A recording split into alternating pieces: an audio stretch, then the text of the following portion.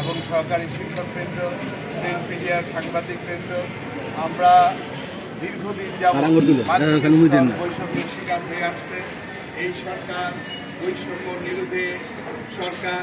আমরা তাদের কাছ থেকে দাবি জানাচ্ছি যে মাধ্যমিক পর্যায়ে দীর্ঘদিন যাবৎ আমাদের শিক্ষা ব্যবস্থাকে এমনভাবে বিনষ্ট করা হয়েছে, আজকে জাতি প্রশ্নের সম্মুখীন হয়ে গেছে। সারা পৃথিবীতে আন্তর্জাতিক মানের থেকে আমরা পিছিয়ে গেছি।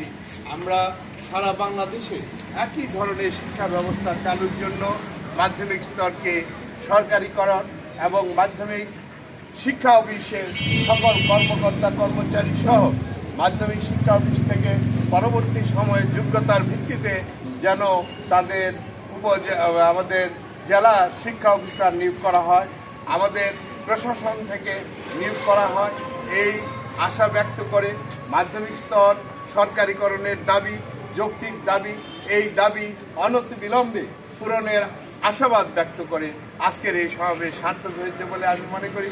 আমরা এখনই যাব সুশৃঙ্খলভাবে গিয়ে ইউনো স্যারের মাধ্যমে বিভাগীয় কমিশনের মাধ্যমে আমরা সচিবের কাছে জানাবো।